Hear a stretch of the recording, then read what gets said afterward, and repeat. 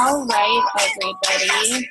Welcome to the team Join the Revolution. What is Coaching Informational Call? Tonight we have Rebekah here with us, and she is going to share her story about her life and her fitness and how she became a coach and all of that. I am so excited for her to share her story with you guys. So go ahead and take it away, Rebekah. Thank you, Jazz.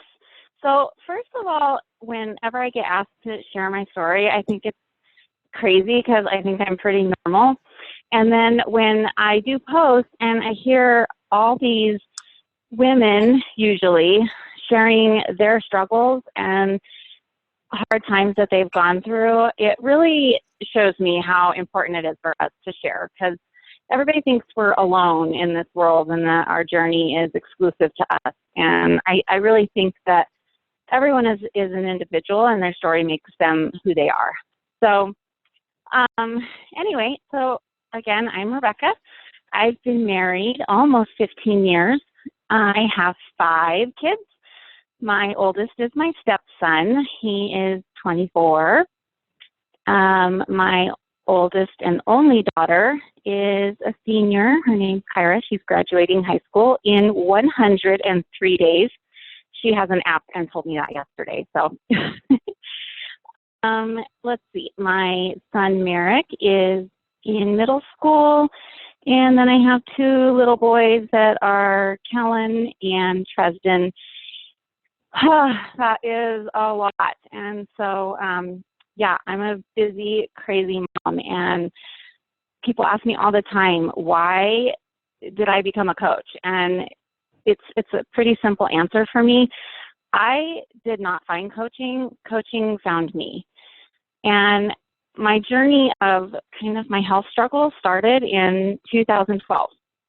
I began having some pretty severe pain in my lungs. At that time, I didn't really know what was going on. I didn't know what the pain was. But I've been told I have a pretty high pain tolerance, and that's almost to my detriment because I'm pretty stubborn when it comes to taking care of myself. And when you're a mom, you put yourself on the bottom. And I learned pretty quickly that was almost tragic for our family. And so I would have these what felt like I was having a heart attack, but I would be sitting doing nothing, putting away laundry, getting my son dressed, where these episodes would come on and I would wake up to my husband like shaking me. Or one time my son found me passed out on the floor, and really, really scary. And so this happened 3 times. 3 times we went to the hospital. 3 times I was sent home. They told me I looked normal. It was anxiety. But they never ran blood work on me. They never did any testing. I was sent home. And it continued to get worse. And at one point, I couldn't even lay down. The pain was manageable when I was standing. I couldn't take a deep breath, but I could kind of pant, which isn't normal, but that's how I dealt with it. And my best friend was out of state, and she's not necessarily in the medical field at this time, but she has a lot of experience from her son that has had some illnesses. And she told me, if you do not go to the emergency room, I'm going to fly home and drag you in. So I was alone that night. My husband was working, and he came home. He walked in the door, and I said, I need to go to the emergency room again. And so he took me in. He hadn't slept. He drove me to the hospital. He fell asleep in the emergency room, in the waiting room. I sent him home, literally sent my husband home and said, I'll be fine. I'm sure that it's nothing again. So I finally get taken back. They actually did blood work this time. And if anyone knows what a D-dimer blood draw is, they drew my blood levels. A normal D-dimer level is about 100. Mine was 900. Pretty instantly, I was taken from the emergency room in to do a scan with contrast. They had to give me morphine 4 times before I could lay down from the pain, because it was the most excruciating pain I've ever felt in my life. And when I got out of the scan, pretty instantly I was surrounded by doctors and nurses injecting me in my stomach and filling an IV of blood thinner. And a doctor came in and he said that I had 20 blood clots in my right lung, and that what had happened is that I had a pretty massive blood clot that had exploded. It burst, and every single clot had gone as far as they possibly could without killing me. So I sent my husband a text and said, it's a blood clot, and go ahead and sleep and come in later. And he was like, no, I'm coming right now. So he came in, and when I was in my room, my husband came in, and it was the first time since I've known him that I actually saw fear on his face. And he didn't tell me why at that time. I mean, I knew I was sick. I knew I had blood clots. But I wasn't scared, because shortly after, my kids came in. And when my kids walk in, I'm in mommy mode. It's in my blood, and that's who I am. And I knew that I just had to get better. I had 4 little kids standing in front of me that needed me to get better. But that day, that was June 26, 2012, and my life changed that day. My entire family's life changed that day. I was told what I couldn't eat. I couldn't eat green food anymore, like spinach and broccoli. Apparently that's a natural blood thinner, and that's bad if you're on a blood thinner. I was told I couldn't ride a bike anymore. I couldn't play contact sports, and I couldn't drive for long periods of time because I could get another blood clot. So the next year of my life was solely about me being sick. I wasn't even a mom anymore. I was a patient. I had to be a patient so that I could survive, because I was in survival mode. Every medication that I took made me sick. One would give me migraines, one would make me throw up. So then they'd give me another medication that would stop the throwing up, but would make my legs shake. And then I'd get another medication to make the legs stop shaking. Like, it was ongoing. And I've shared in some of my posts, like, the numerous pills I came home with. And not only did I come home with pills, my husband had to inject my stomach, into my stomach, blood thinner every 12 hours for weeks. That followed with a couple blood draws a week, going into the hospital, having my levels checked to make sure I didn't have my blood too thin or too sick. I continued to decline. I got sicker and sicker, and every single part of my body hurt. I couldn't eat. I couldn't digest anything. My stomach was so distended. I was 107 pounds, and I looked like I was in my 3rd trimester of a pregnancy. Eventually, I got so sick, we didn't really even know how to handle it, and the doctors here didn't know what to do with me. So I packed up, and we went to the Mayo Clinic in Arizona. This was about, I can't even tell you, probably several dozen tests that were pretty painful. One of them was a spinal tap, because they needed to test my spinal fluid levels. That led to a spinal leak, which, if anyone's ever had that, like from having a baby or whatever, it's the most horrific migraine you can ever get in your life.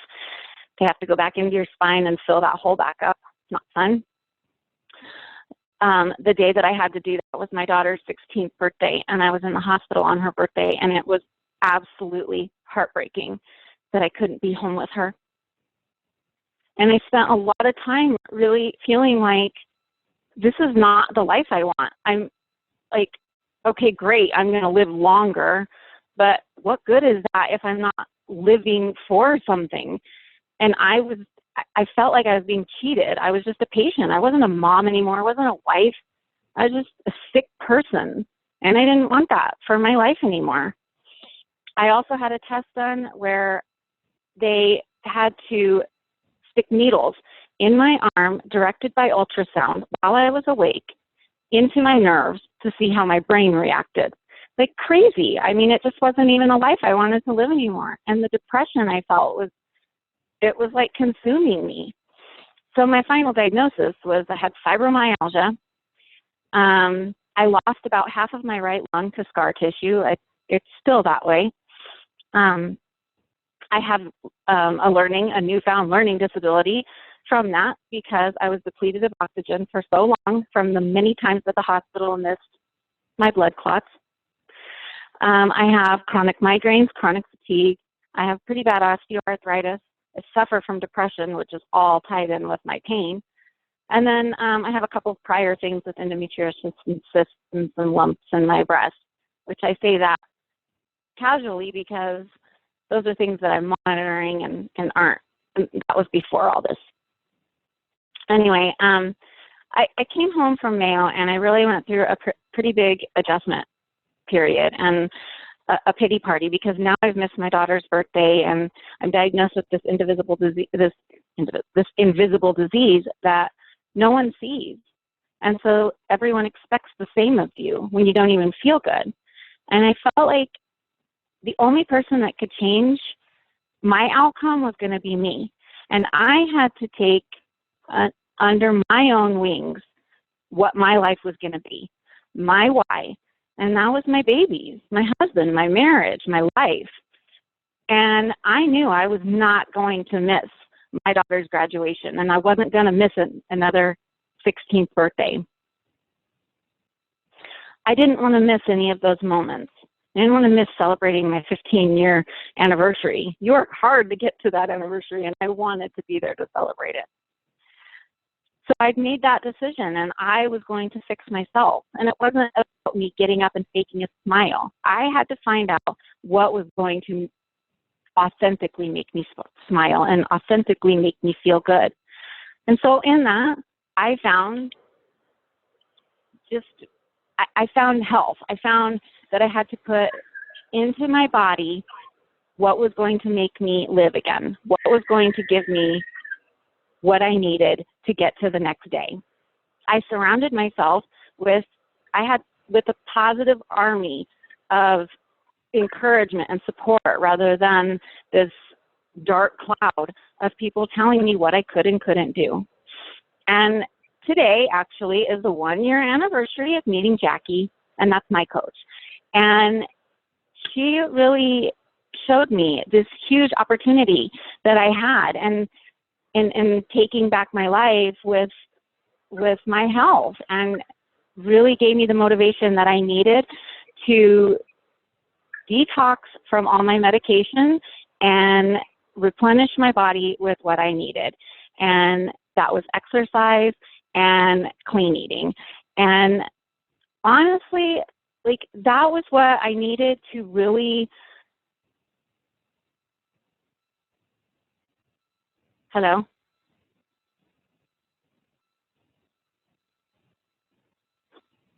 Hey, you're still good. Hello?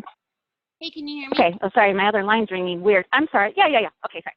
Nope, you're good. Anyway, okay. So, anyway, to go back to that, like, Jackie just really, through how she led me as a coach, really inspired me in my health and fitness journey. But I really admired the way that she led me. And when I started my 21-day fix, that's what I jumped in with. I just loved the way that she led our team. And I had 100% I was not going to coach. That was ridiculous. I am sick. I am busy. I am not a person that anyone wants to follow. So I can't motivate people by my leading. And I really was drawn to the way that she shared, and she was so authentic with her struggles and celebrating our tiny little baby steps. And it was exactly what I needed. And I remember telling my husband, like, she's so great, just at how personable she is and how motivating and encouraging. And if I was ever going to coach, that's how I would want to coach. But I still wasn't thinking that was something that I would want to do. So anyway, I don't know. I think we reached the end of my 21-day fix, and then I went on to do 21-day fix extreme, and I was kind of still in the 21-day fix group, and she had posted that she was looking, for some rock star, which is obviously me, that she was looking for people to join her team, and that she would kind of intern us and really train us. And I felt like if this is something that I ever wanted to do, it was 100% under her that I wanted to do it, because I was so drawn to the way that she led. And I just feel so incredibly blessed by the opportunity that the entire team has offered me, and not just in coaching, but really on those days where I'm so frustrated and down on myself, or frustrated with my results, or frustrated because I want a cookie, or it's just real life. And the encouragement that I have from my team has just helped get me so much further in my own journey. And that's what's been so great about coaching for me, is that has helped me be accountable for my own health and fitness journey. It has gotten me so much further than I ever thought I would be. And for that, I'm just so grateful for the opportunity. Such an incredible story. I think that not only do you have great personal strength, but you have such an awesome experience that you can share with other people in their struggles. And I think that that's one of the most amazing things about our team in general, is that we have such a diverse group of women who've been through all different kinds of things in their lives. And so we really can help people who have different struggles because of what we've all been through. So I think it's incredible. Yeah, I agree. Yeah, and you sharing your story is so awesome.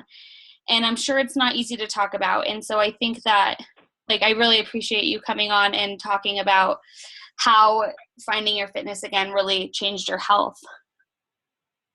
It did. It has really changed my life, my kids' lives. I mean, they have their mom back. My husband and I's marriage, it has never been stronger. And 15 years is amazing. And I'm so proud of the work that he and I have put in to our lives together, and the support that I get from him. And, that was another scary part for me, was like, oh, great. How do I ask him if this is something he's going to support me on? And I mean, he's always supportive, but he knows how much I love this and how driven I am to help others. And he and I do this as a team. We exercise together as a team, and it's really been life-changing, the whole experience. That's so awesome. So I'm going to go into the next part of the call and talk a little bit about what we do as coaches and how you can get involved with what we do on our team. So as a coach, our basic day-to-day involves running what we call challenge groups, which is just a fitness accountability and support group where everybody is working out, drinking Shakeology, and eating healthy. And we share different ideas, motivation, support, and really have a place and a safe place that you can talk about your struggles and your successes and really do this together. Something that's really amazing about Beachbody is that it's not just about doing a workout. They understand that working out is hugely important and nutrition is hugely important, but it's that third thing, the support, the part that having a coach really is all about, that can make the biggest difference in your journey. And so we provide that third piece of the puzzle for success, and that's the support. So on a day-to-day basis, we are talking to people, encouraging them through their journey. We're being a model of the kind of lifestyle we're trying to lead just by working on ourselves, physically, through our fitness and nutritionally, as well as through personal development, because we understand that we're not perfect people, and that in order to lead other people, we need to also lead ourselves and definitely improve ourselves. And so we do that every day to help encourage other people to do the same. So if you want to become a coach, but you're worried about not being perfect or not being at the end of your fitness journey, or not having a beach body necessarily, that's not at all a part of what we do. We help people reach their potential, and we have to continually every day be real people in real situations. And I think that that's one of the best things about being a coach, is being real and being able to share what you're going through and having that inspire people to change their own situations. And I think that one of the greatest things that Rebekah has as a coach is that she has chronic illnesses that are fairly common. People have these things, and I think that that you can be really down on yourself and not feel like you can be fit or healthy or feel good. And I think that it's incredibly inspiring to see somebody that's going through the same thing as you or also has a chronic illness who is beating the odds and is feeling good and is using health and fitness and working out as kind of an outlet to changing their outlook on their situation. Don't you agree, Rebekah? Absolutely, 100%. Because I think it's like seeing a pregnant mom exercising. It's like, oh, I can do that, or seeing a breastfeeding mom, or watching Ashley and you bench pressing your babies. Like that is real life. That's what we are. And that's probably the hardest perception for us as coaches, for us to get other people to see, is because they're like, well, I'm not ready because nobody's going to be inspired by me, which I feel like when you're at the beginning of your journey, that's where people are drawn to, because they see that you are real and you are doing it. Absolutely. I think that that's the most inspiring part of your journey, is when you are just starting, because it's the hardest. You have to keep going despite maybe not absolutely things right away and not necessarily seeing those successes day after day. And so I think that that's one of the greatest assets you can have as a coach, is just being consistent in what you're doing and proving every single day that all it takes is just putting one foot in front of the other and taking it one day at a time. So if you want to get involved with our team, there is a little bit of stuff that you should know. There is a cost of being a Beachbody coach. It's a $39 startup fee, or if you choose to join with a challenge pack, which is a month supply of Shakeology and a Beachbody program together, that fee is waived. So that will give you 30 days of the superfood shake that we drink called Shakeology, and a fitness program to get yourself started, as well as get you into Team Join the Revolution, where we have trainings and calls and support and chats and all sorts of ways that we can help you start your journey as a coach and really succeed from the very beginning. There is a monthly fee for $15.95 that is our back end fee, is basically what it is. So we don't deal with any inventory. We don't deal with shipping. We don't have to go to the post office. Thank God. We don't have to deal with customer service outside of helping people through their journey. If there's anything going on with their order or with their money or with inventory or anything like that, Beachbody has amazing customer service, and they all take care of that for you. I think that was one of the most daunting things about starting my own business with Beachbody, was having to have inventory. And when I found out that I didn't, I was so relieved, and I will gladly pay $15 a month.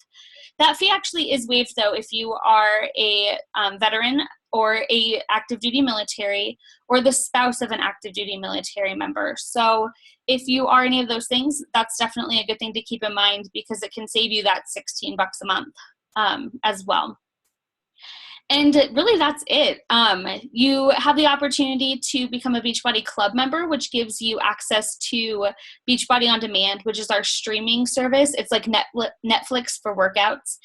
And that's $38 quarterly. So it's every 3 months that gets pulled out, which works out to be about $13 a month, which is so cheap for unlimited streaming workouts. And there's workouts on there that are complete programs, like the full P90X suite of X, X2, X3, Insanity. There's Insanity Asylum, as well as a whole bunch of Shalene programs that you can use just for that month or just for that quarterly fee. So that's an optional thing as a coach, but it's a really great value if you are looking to maximize your workout library.